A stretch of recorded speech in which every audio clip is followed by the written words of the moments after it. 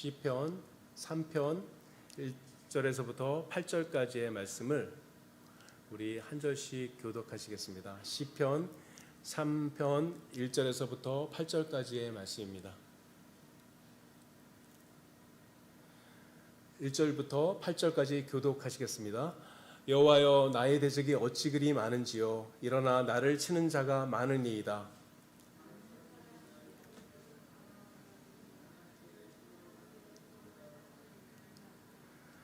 여호와여, 주는 나의 방패시요 나의 영광이시요 나의 머리를 드시는 자이시니이다.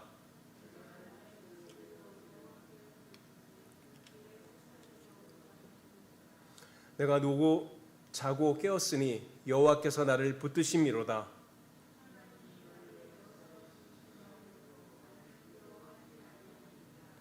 여호와여, 일어나소서. 나의 하나님이여, 나를 구원하소서. 주께서 나의 모든 원수의 뺨을 치시며 악인의 일을 꺾으셨나이다. 구원은 여호와께 있사오니 주의 복을 주의 백성에게 내리소서. 아멘. 제가 반주기가 좀 서툴러가지고 자꾸 끊겨서 너무 죄송합니다.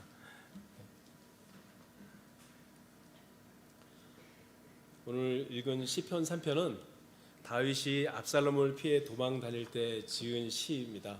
그래서 3편을 이해하려면 배경이 되는 압살롬의 반역 사건을 알 필요가 있겠죠. 압살롬은 우리가 잘 아는 대로 다윗의 아들입니다. 압살롬에게는 다말이라는 아주 아름다운 동생이 있었는데 다윗의 맏아들 암논이 그 다말을 보고 반해서 짝사랑하다가 그만 강간하게 되죠. 그리고 그것으로 끝나는 것이 아니라 버려버리고 맙니다.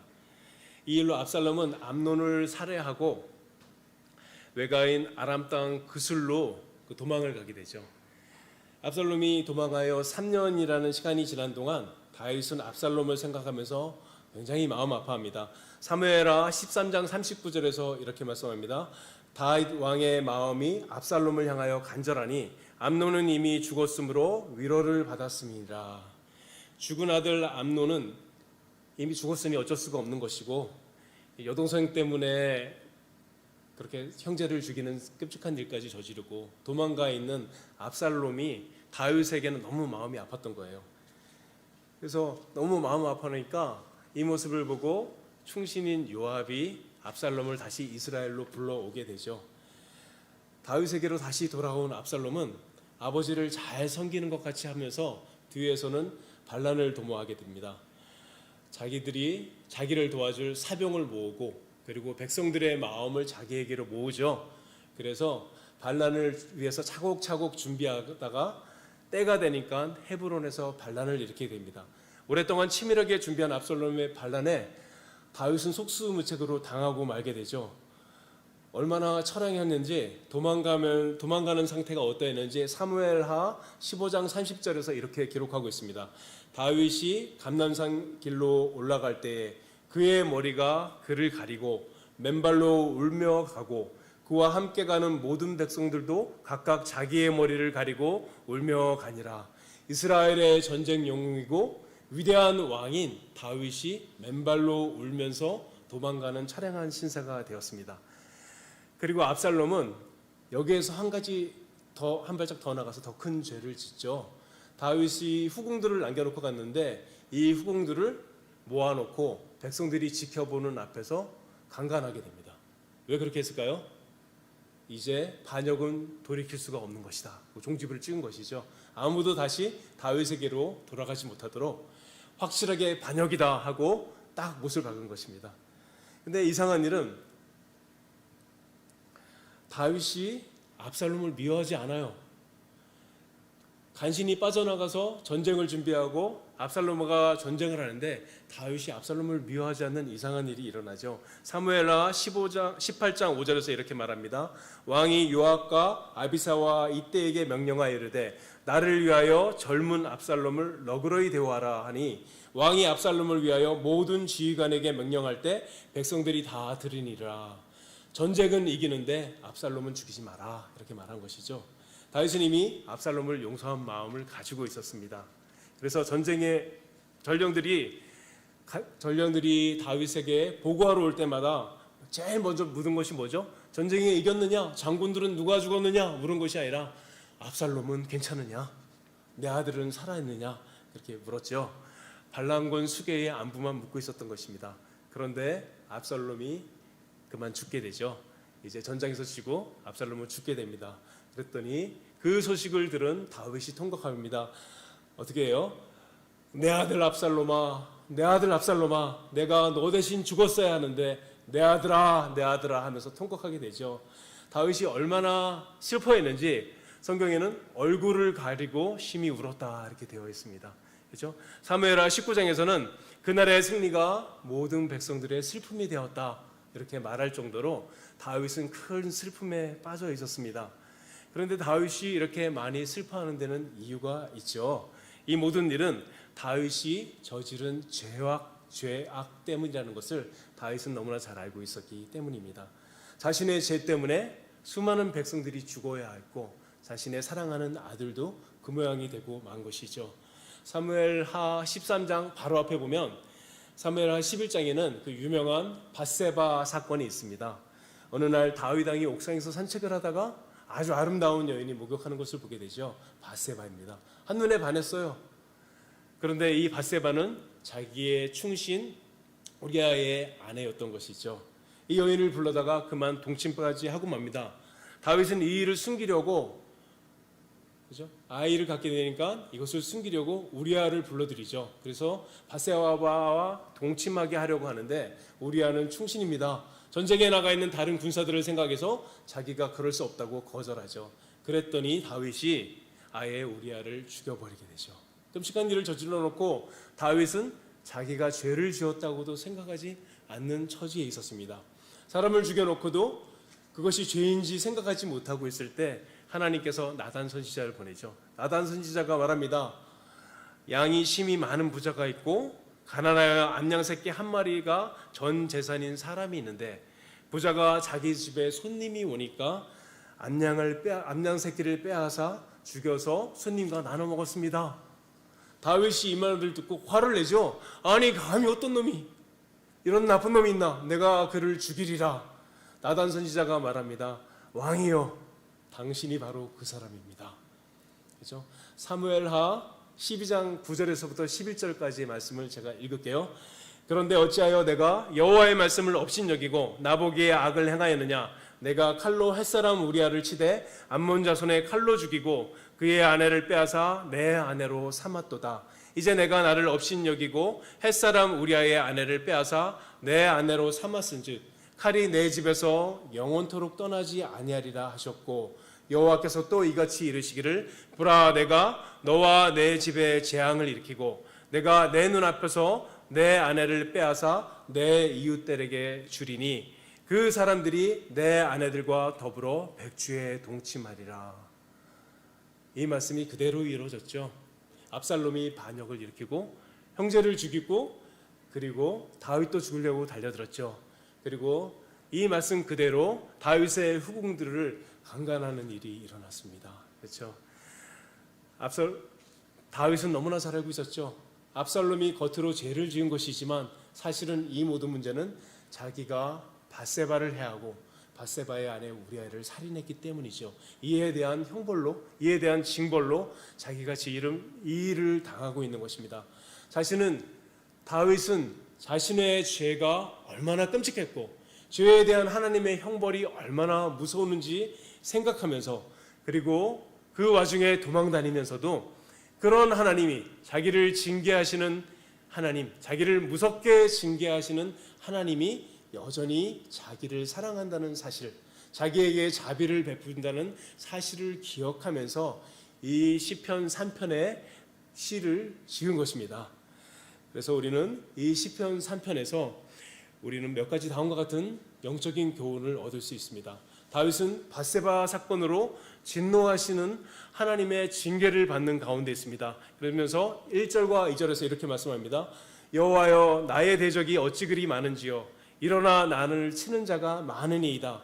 많은 사람이 나를 대적하여 말하기를 그는 하나님께 구원을 받지 못한다 하나이다. 나의 대적이 어찌 그리 많은지요 힘이 있을 때는 몰랐는데 망하고 나니까 도망자의 신사가 되고 나니까 많은 사람들이 사방에서 다윗을 공격합니다.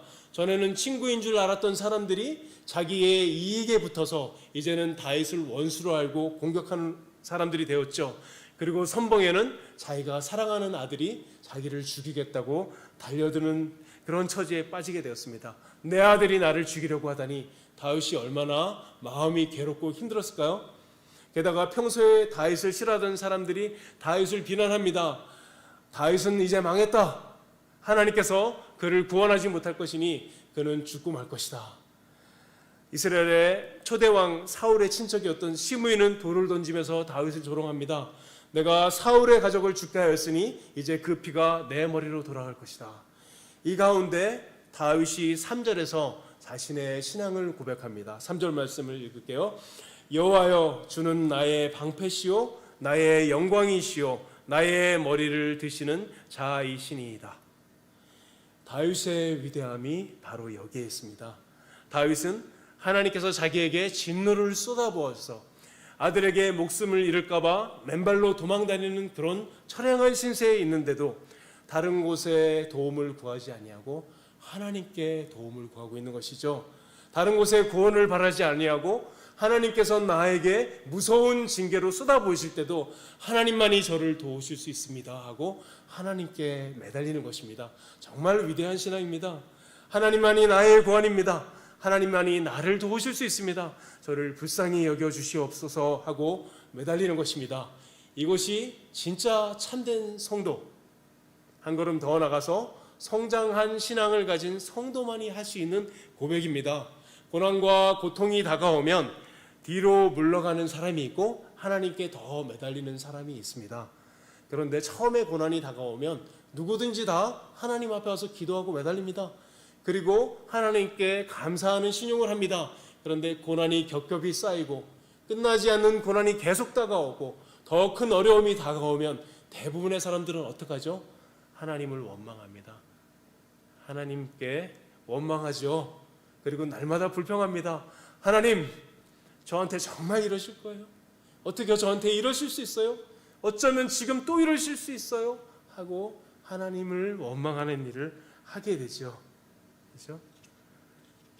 실력이 그거밖에 없어서죠. 우리의 실력이 그거밖에 되지 않기 때문에 고난이 많아지면 누구든지 하나님을 향하여 원망할 수밖에 없게 됩니다. 고난이나 불행 앞에서 하나님을 원망하고 불평하는 것은 내가 당하고 있는 고난과 불행의 뒤에 배후에 하나님이 있다고 생각하기 때문인 것이죠. 모든 책임이 하나님에게 있다고 생각합니다. 그래서 그게 뭐죠? 바로 죄인 것이죠. 우리가 고난을 당하거나 우리가 불행을 당할 때 그 책임이 누구에게 있어요?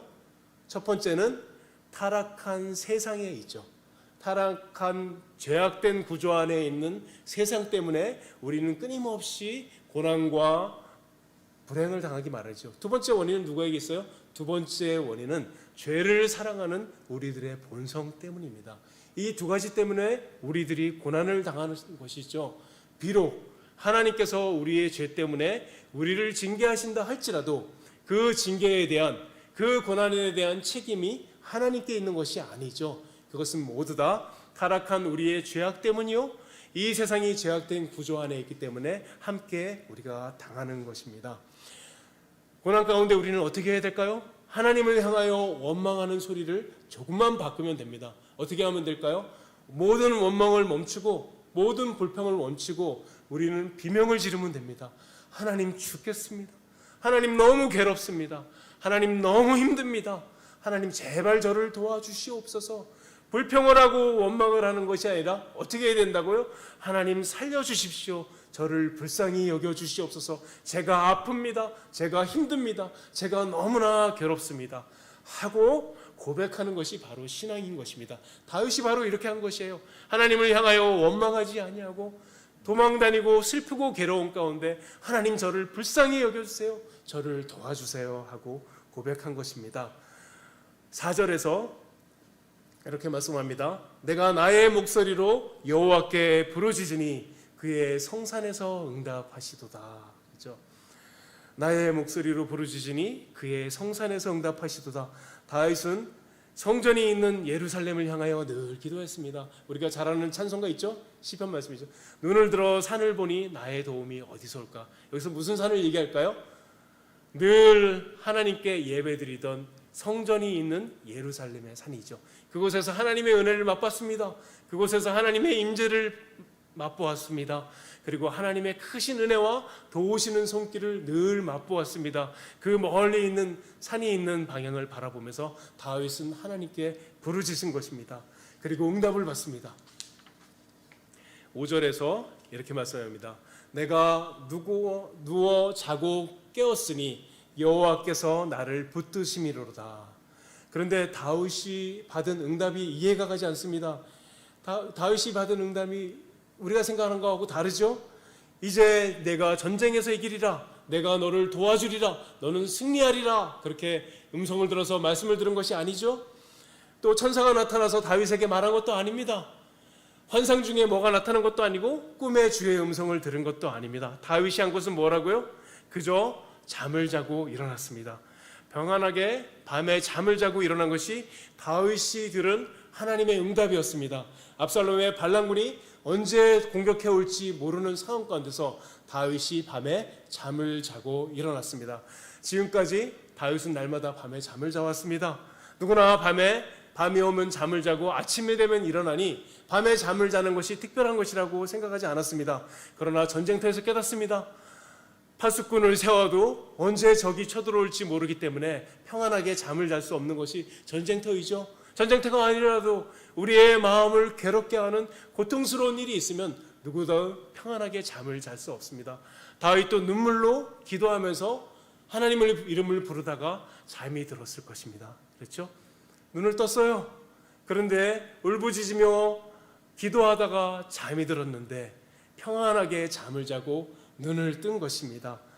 다윗은 깨닫습니다. 하나님이 나를 붙들고 계시는구나. 내가 밤에 잠을 자고 눈을 떴으니 하나님이 지금도 나를 보호하고 계시고 여전히 나를 지키시고 계시고 하나님이 나를 버리지 않으셨구나. 여전히 나에게 소망이 있구나. 다윗이 이것을 깨달은 것입니다. 그래서 내가 누워 자고 깨었으니 이것이 하나님의 응답이라고 말하고 있는 것입니다. 사랑하는 여러분, 우리의 인생에 대단한 기적이 일어나지 않아도 우리가 하나님께 늘 기도할 때 그것이 기도의 응답으로 특별하게 다가오지 않고 우리의 인생의 문제들에게 반전이 일어나서 우리들의 상황이 놀랍게 변화되지 않는다 해도 우리에게 중요한 것이 한 가지 있습니다. 그것은 오늘 하루의 일상을, 그저 오늘 하루의 삶을 평안하게 살았으면 그것이 하나님께서 우리에게 주시는 가장 큰 축복인 것입니다. 그것이 하나님께서 우리에게 주신 가장 큰 복인 것입니다. 오늘 하루를 평안하게 살았으면 이보다 더 큰 은혜가 없고 이보다 더 큰 복이 없는 것입니다. 저는 개인적으로 큰 어려움을 당하던 시기가 있었습니다. 너무 힘들어서 밤에 잠을 잘 때 아침이 오지 않았으면 좋겠습니다. 하나님 저도 이만하면 되었으니 이제 오늘 밤에 주께서 데려가셔도 저는 괜찮겠습니다 하고 억지로 눈을 감고 잠이 들 때가 있었습니다. 얼마나 마음이 괴롭고 힘든 시기인지 몰라요. 그러던 어느 날 저 자신이 놀라운 것을 발견합니다. 무엇을 발견했을까요? 하고 숨을 쉬고 있는 거예요. 살아서 여전히 숨을 쉬고 있는 저를 발견했습니다. 뭘 생각했을까요? 내가 숨을 쉬고 있구나. 죽을 것 같은 고통 속에서 살고 있는데 죽지 않고 오늘도 지금도 내가 숨을 쉬고 있구나. 하나님께서 날 버리시지 않으시고 하나님께서 여전히 나를 살게 하시는구나. 내 인생에 아직 기회가 있다. 내 인생에 아직도 가망이 있다. 어떤 기회일까요? 어떤 가망일까요? 하나님의 백성답게 살 수 있는 기회. 끝난 것 같지만 끝나지 않고 하나님께로 다시 돌아갈 수 있는 기회가 나에게 남아있구나. 왜요? 내가 살아있기 때문에, 내가 숨을 쉬고 있기 때문에. 하나님께서 지금 나를 살려주셨으면 여전히 나에게는 다시 일어설 수 있는 기회가 있는 것입니다. 하나님께서 나를 붙들고 계신 것이고 지금 당하는 이 어려움들도 그러니 나는 이겨낼 수 있다. 이런 생각을 하고 그 어려운 날들을 이겨낸 적이 있습니다. 다윗도 이 사실을 깨달은 것입니다. 불안에 떨며 기도하다가 잠이 들었는데 평안하게 잠을 자고 아침에 눈을 떴습니다. 그리고 고백합니다. 천만인이 나를 에워싸 진친다 하여도 나는 두려워하지 아니하리로다. 하나님께서 나를 붙들고 계시니, 나를 버리지 아니하시고 나를 지키고 계시니 천만의 사람이 몰려온다 할지라도 내가 두려워할 필요가 없다. 어떤 세력이, 어떤 사람이 나를 공격한다 할지라도 나는 능히 이겨낼 것이다. 그러니 나는 더 이상 두려워하지 않겠다 하고 고백한 것이죠. 사랑하는 여러분, 어떤 자리에 있습니까? 어떤 위치에 있습니까? 혹시 실패와 절망과 고통 가운데 있지 않습니까? 그러나 우리에게는 아직 기회가 있습니다. 우리에게 기회가 있다는 가장 강력한 증거는 하나님께서 오늘도 여전히 저와 여러분에게 호흡을 주실 것입니다. 저와 여러분이 아직도 살아있어요. 저와 여러분이 아직도 밥을 먹을 수 있고 저와 여러분이 아직도 걸을 수 있습니다. 하나님께서 우리를 붙들고 계신 것입니다. 이 사실을 믿으시기 바랍니다. 하나님께서 우리에게 기회를 주시기 때문에 오늘도 우리는 살아있는 것이고 그 기회를 잡을 수 있는 그런 기회가 있는 것이죠. 이 사실을 굳게 믿으시고 여러분들의 고통의 자리, 마음의 상처의 자리, 넘어져 있는 자리에서 일어나시기 바랍니다. 에레미야가 3장 22절에서 23절에 이렇게 말씀합니다. 여호와의 인자와 국률이 무궁하심으로 우리가 진멸되지 아니함이니이다. 이것들이 아침마다 새로우니 주의 성실하심이 크도소이다. 이스라엘이 멸망하고 성전도 파괴되고 성도들이 노예로 끌려갔습니다. 수많은 죽음과 비참 앞에서 슬피 우는 것밖에 할 수 있는 일이 없는데 예레미야가 거기서 하나님의 은혜를 발견합니다. 무슨 은혜일까요? 멸망한 줄 알았는데, 다 죽었는 줄 알았는데 그것이 아니죠. 하나님의 백성이 진멸되지 않고 남아있는 것입니다. 여전히 하나님께서 이스라엘을 사랑하고 계신 것이죠. 예레미야는 아침에 눈을 뜰 때마다 이 때문에 하나님의 사랑을 새롭게 다가오는 것을 경험하게 됩니다. 그래서 이렇게 고백합니다. 하나님이 우리를 얼마나 사랑하는 건가? 하나님이 우리를 얼마나 사랑하시는 건가?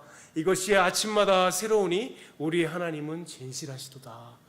이렇게 예레미야도 고백한 것이죠. 그렇죠? 우리들도 이 사실을 붙들고 일어섰으면 좋겠습니다. 마지막으로 다윗은 구약시대의 복음을 깊게 이해한 사람답게 6절과 7절과 8절에서 이렇게 말합니다. 여호와여 일어나소서, 나의 하나님이여 나를 구원하소서. 주께서 나의 모든 원수의 뺨을 치시며 악인의 이를 꺾으셨나이다. 구원은 여호와께 있사오니 주의 복을 주의 백성에게 내리소서. 다윗은 하나님께서 자신을 구원하신 수많은 경험들을 가지고 있습니다. 소년 목동으로 있을 때 사자와 곰에게서 자신을 보호해 주셨습니다. 골리앗과 싸울 때도 보호해 주셨습니다. 장인인 사울 왕이 수도 없이 자기를 죽이려고 덤벼들 때도 하나님께서는 다윗을 보호해 주셨습니다. 그리고 결국 이기게 해 주셨죠. 이 모든 신앙의 경험을 붙들고 하나님 앞에 매달리고 있는 것입니다. 하나님, 저를 구원해 주시옵소서.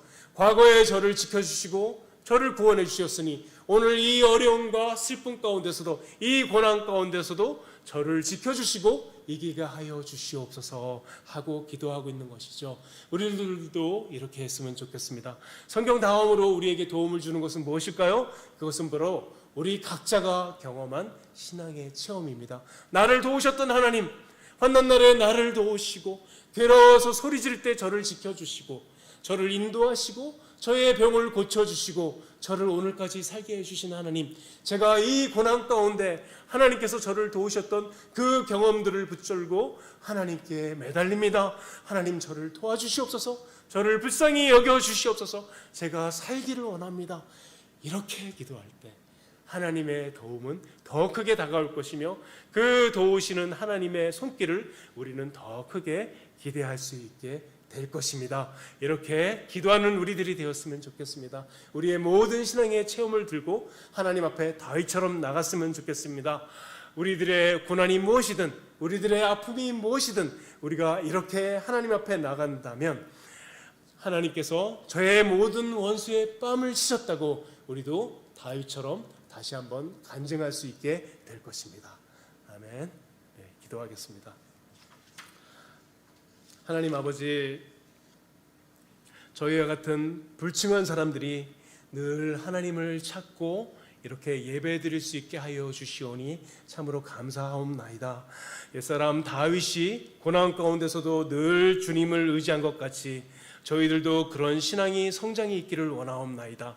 저희를 불쌍히 여겨주셔서 다윗과 같이 붙들어 주시옵고 우리들의 신앙도 성장하게 하여 주시옵소서.